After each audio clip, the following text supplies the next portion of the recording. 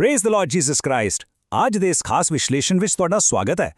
ਅੱਜ ਆਪਾਂ ਈਸ਼ਵਰੀ ਚੰਗਾਈ ਯਾਨੀ ਡਿਵਾਈਨ ਹੀਲਿੰਗ ਦੇ ਪੂਰੇ ਧਰਮ ਸ਼ਾਸਤਰੀ ਢਾਂਚੇ ਦੀ ਡੂੰਘਾਈ 'ਚ ਜਾਵਾਂਗੇ। ਤੁਸੀਂ ਅਕਸਰ ਸੁਣਿਆ ਹੋਵੇਗਾ, ਖਾਸ ਕਰਕੇ ਜਦੋਂ ਵਿਸ਼ਵਾਸੀ ਆਪਸ 'ਚ ਮਿਲਦੇ ਨੇ ਤਾਂ ਉਹ ਇੱਕ ਦੂਜੇ ਨੂੰ praise the Lord Jesus Christ ਕਹਿ ਕੇ ਬੁਲਾਉਂਦੇ ਨੇ। ਪਰ ਕੀ ਤੁਸੀਂ ਕਦੇ ਸੋਚਿਆ ਹੈ ਕਿ ਬਿਮਾਰੀ ਆਂਦੀ ਕਿਉਂ ਹੈ ਤੇ ਅਧਿਆਤਮਿਕ ਤੌਰ ਤੇ ਸਰੀਰਕ ਚੰਗਾਈ ਕਿਵੇਂ ਮਿਲਦੀ ਹੈ? ਬਸ ਇਹੀ ਸਭ ਆਪਾਂ ਅੱਜ ਸਮਝਣ ਵਾਲੇ ਹਾਂ। ਆਓ ਫਟਾਫਟ ਅੱਜ ਦੇ ਏਜੰਡੇ ਤੇ ਨਜ਼ਰ ਮਾਰਦੇ ਹਾਂ। ਆਪਾਂ 5 ਮੁੱਖ ਗੱਲਾਂ ਤੇ ਚਰਚਾ ਕਰਾਂਗੇ। ਪਹਿਲਾ, ਚੰਗਾਈ ਦਾ ਸਰੋਤ। ਦੂਜਾ, ਪਾਪ, ਬਿਮਾਰੀ ਅਤੇ ਕੁਝ ਅਪਵਾਦ। ਤੀਜਾ, ਚਰਚ ਦੇ ਆਗੂਆਂ ਦੀ ਭੂਮਿਕਾ। ਚੌਥਾ, ਵਿਸ਼ਵਾਸ ਦੀ ਤਾਕਤ। ਅਤੇ ਆਖਿਰ ਵਿੱਚ ਪੰਜਵਾਂ, ਈਸ਼ਵਰੀ ਸਮਾਂ ਯਾਨੀ ਡਿਵਾਈਨ ਟਾਈਮਿੰਗ। ਤਾਂ ਸ਼ੁਰੂ ਕਰਦੇ ਹਾਂ ਆਪਣੇ ਪਹਿਲੇ ਭਾਗ ਤੋਂ, ਚੰਗਾਈ ਦਾ ਸਰੋਤ ਪਰਮਾਤਮਾ, ਆਖਰੀ ਬਹਾਲ ਕਰਨ ਵਾਲੇ ਵਜੋਂ। ਮੈਂ ਯਹੋਵਾ ਹਾਂ ਜੋ ਤੈਨੂੰ ਚੰਗਾ ਕਰਦਾ ਹਾਂ। ਦੇਖੋ, ਬਾਈਬਲ ਦਾ ਇਹ ਹਵਾਲਾ ਇਸ ਪੂਰੇ ਧਰਮ ਸ਼ਾਸਤਰ ਦੀ ਨੀਂਹ ਹੈ। ਇਹ ਬਿਲਕੁਲ ਸਪਸ਼ਟ ਕਰਦਾ ਹੈ ਕਿ ਪਰਮਾਤਮਾ ਹੀ ਅਸਲੀ ਹੀਲਰ ਹੈ। ਸਰੋਤ ਦੀਆਂ ਸਿੱਖਿਆਵਾਂ ਮੁਤਾਬਿਕ ਜਦੋਂ ਅਸੀਂ ਈਸ਼ਵਰੀ ਹੁਕਮਾਂ ਦੀ ਪਾਲਣਾ ਕਰਦੇ ਹਾਂ ਨਾ, ਤਾਂ ਉਹ ਸਾਡੇ ਆਲੇ-ਦੁਆਲੇ ਦੁਨਿਆਵੀ ਬਿਮਾਰੀਆਂ ਤੋਂ ਬਚਾਅ ਲਈ ਇੱਕ ਸੁਰੱਖਿਆ ਕਵਚ ਵਾਂਗ ਕੰਮ ਕਰਦਾ ਹੈ। ਮਤਲਬ ਤੁਹਾਡੀ ਅਧਿਆਤਮਿਕ ਆਗਿਆਕਾਰੀ ਸਿੱਧੇ ਤੌਰ ਤੇ ਤੁਹਾਡੀ ਸਰੀਰਕ ਸੁਰੱਖਿਆ ਨਾਲ ਜੁੜੀ ਹੋਈ ਹੈ।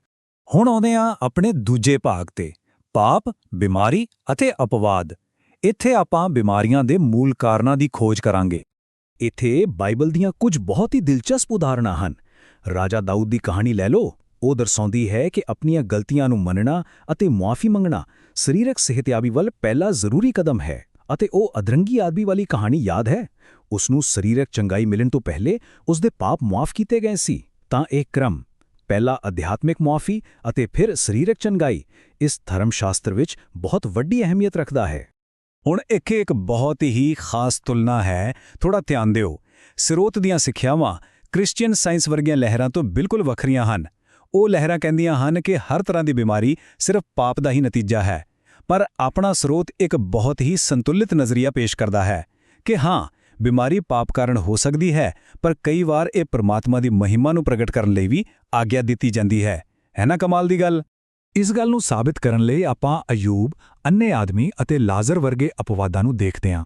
ਮਿਸਾਲ ਵਜੋਂ ਅੰਨੇ ਆਦਮੀ ਨੂੰ ਹੀ ਦੇਖ ਲਓ। ਉਹ ਆਪਣੇ ਜਾਂ ਆਪਣੇ ਮਾਪਿਆਂ ਦੇ ਪਾਪਾਂ ਕਾਰਨ ਅੰਨਾ ਨਹੀਂ ਸੀ, ਸਗੋਂ ਇਹ ਪ੍ਰਮਾਤਮਾ ਦੇ ਕੰਮ ਅਤੇ ਉਸ ਦੇ ਚਮਤਕਾਰਾਂ ਨੂੰ ਦੁਨੀਆ ਸਾਹਮਣੇ ਲਿਆਉਣ ਦਾ ਇੱਕ ਜ਼ਰੀਆ ਸੀ।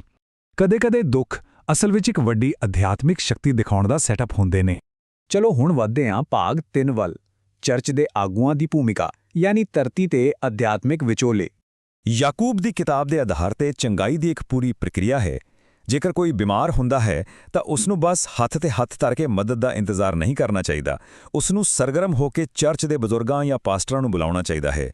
ਇਹ ਕਦਮ ਚੁੱਕਣਾ ਅਸਲ ਵਿੱਚ ਨਿਮਰਤਾ ਦਾ ਪ੍ਰਤੀਕ ਹੈ, ਜੋ ਕਿ ਚੰਗਾਈ ਦੀ ਸ਼ੁਰੂਆਤ ਲਈ ਬਿਲਕੁਲ ਜ਼ਰੂਰੀ ਹੈ।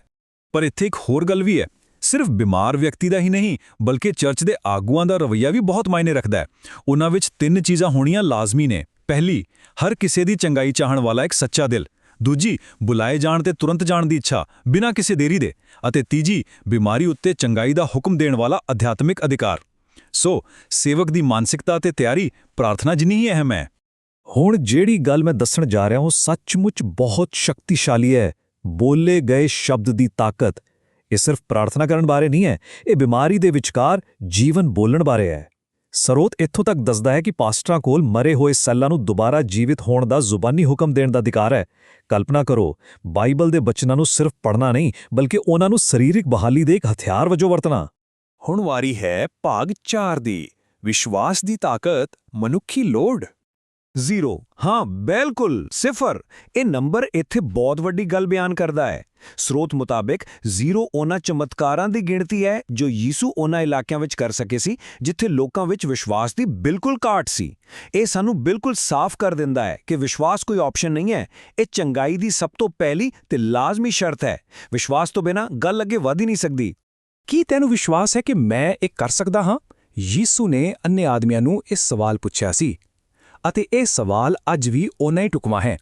ਇੱਕ ਹੋਰ ਦਿਲਚਸਪ ਗੱਲ ਜੋ ਸਰੋਤ ਦੱਸਦਾ ਹੈ ਉਹ ਇਹ ਹੈ ਕਿ ਸਿਰਫ ਪਰਮਾਤਮਾ ਤੇ ਵਿਸ਼ਵਾਸ ਕਰਨਾ ਕਾਫੀ ਨਹੀਂ ਹੈ। ਤੁਹਾਡਾ ਉਸ ਸੇਵਕ ਜਾਂ ਪਾਸਟਰ ਤੇ ਵੀ ਪੂਰਾ ਭਰੋਸਾ ਹੋਣਾ ਚਾਹੀਦਾ ਹੈ ਜੋ ਤੁਹਾਡੇ ਲਈ ਪ੍ਰਾਰਥਨਾ ਕਰ ਰਿਹਾ ਹੈ। ਮਤਲਬ ਪ੍ਰਾਰਥਨਾ ਕਰਨ ਵਾਲੇ ਦੇ ਅਧਿਕਾਰ ਤੇ ਯਕੀਨ ਕਰਨਾ ਵੀ ਓਨਾ ਹੀ ਮਹੱਤਵਪੂਰਨ ਹੈ। ਅਤੇ ਹੁਣ ਆਪਾਂ ਆਪਣੇ ਆਖਰੀ ਹਿੱਸੇ ਭਾਗ 5 ਤੇ ਪਹੁੰਚ ਗਏ ਹਾਂ, ਈਸ਼ਵਰੀ ਸਮਾਂ ਯਾਨੀ ਡਿਵਾਈਨ ਟਾਈਮਿੰਗ। ਸੋ ਈਸ਼ਵਰੀ ਸਮਾਂ ਅਸਲ ਵਿੱਚ ਕੀ ਹੈ? ਇਹ ਉਹ ਵਿਸ਼ਵਾਸ ਹੈ ਕਿ ਹਰ ਚੰਗਾਈ ਲਈ ਇੱਕ ਪਹਿਲਾਂ ਤੋਂ ਮਿੱਥਿਆ ਹੋਇਆ ਖਾਸ ਸਮਾਂ ਹੁੰਦਾ ਹੈ, ਜੋ ਸਾਡੀ ਮਨੁੱਖੀ ਕਾਲੀ ਮੁਤਾਬਿਕ ਨਹੀਂ ਚੱਲਦਾ।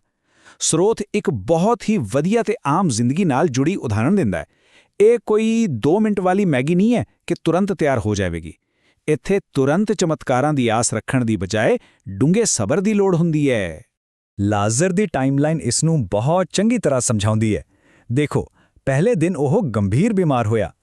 ਫਿਰ ਯੀਸ਼ੂ ਨੇ ਜਾਣ-ਬੁੱਝ ਕੇ ਇੰਤਜ਼ਾਰ ਕੀਤਾ, ਇੱਥੋਂ ਤੱਕ ਕਿ ਲਾਜ਼ਰ ਦੀ ਮੌਤ ਹੋ ਗਈ ਅਤੇ ਉਸ ਨੂੰ ਦਫਨਾ ਵੀ ਦਿੱਤਾ ਗਿਆ। ਪਰ ਫਿਰ ਨਿਸ਼ਚਿਤ ਸਮੇਂ ਤੇ ਉਸ ਨੂੰ ਜੀਵਿਤ ਕੀਤਾ ਗਿਆ ਤਾਂ ਜੋ ਪਰਮਾਤਮਾ ਦੀ ਮਹਿਮਾ ਹੋ ਸਕੇ। ਇਹ ਸਾਨੂੰ ਸਿਖਾਉਂਦਾ ਹੈ ਕਿ ਜੇਕਰ ਚੰਗਾਈ ਵਿੱਚ ਦੇਰੀ ਹੋ ਰਹੀ ਹੈ ਤਾਂ ਇਸ ਦਾ ਮਤਲਬ ਇਨਕਾਰ ਨਹੀਂ ਹੈ, ਸਗੋਂ ਇਹ ਉਸ ਸੰਪੂਰਨ ਈਸ਼ਵਰੀ ਯੋਜਨਾ ਦਾ ਹੀ ਹਿੱਸਾ ਹੈ। ਸੋ ਆਪਾਂ ਇਸ ਸਭ ਤੋਂ ਕੀ ਸਿੱਖਦੇ ਹਾਂ? ਜਾਂਦੇ-ਜਾਂਦੇ ਮੈਂ ਤੁਹਾਡੇ ਲਈ ਇੱਕ ਬਹੁਤ ਹੀ ਡੂੰਘਾ ਸਵਾਲ ਛੱਡ ਕੇ ਜਾ ਰਿਹਾ। ਜੇਕਰ ਚੰਗਾਈ ਲਈ ਪੂਰਨ ਵਿਸ਼ਵਾਸ ਬਿਲਕੁਲ ਜ਼ਰੂਰੀ ਹੈ, ਤਾਂ ਇੱਕ ਵਿਸ਼ਵਾਸੀ ਬਿਮਾਰੀ ਦੇ ਦਰਦ ਦੀ ਮਨੁੱਖੀ ਕਹਾਣੀ ਅਤੇ ਈਸ਼ਵਰੀ ਸਮੇਂ ਲਈ ਲੋੜੀਂਦੇ ਸਬਰ ਦੇ ਵਿਚਕਾਰ ਸੰਤੁਲਨ ਕਿਵੇਂ ਬਣਾਉਂਦਾ ਹੈ? ਸੋਚ ਕੇ ਦੇਖੋ, ਇਹ ਸਵਾਲ ਸਾਨੂੰ ਆਪਣੇ ਅਧਿਆਤਮਿਕ ਸਫ਼ਰ ਨੂੰ ਹੋਰ ਡੂੰਘਾਈ ਨਾਲ ਸਮਝਣ ਲਈ ਪ੍ਰੇਰਿਤ ਕਰਦਾ ਹੈ। ਇਸ ਜਾਣਕਾਰੀ ਭਰਪੂਰ ਚਰਚਾ ਵਿੱਚ ਮੇਰੇ ਨਾਲ ਜੁੜਨ ਲਈ ਤੁਹਾਡਾ ਬਹੁਤ-ਬਹੁਤ ਧੰਨਵਾਦ।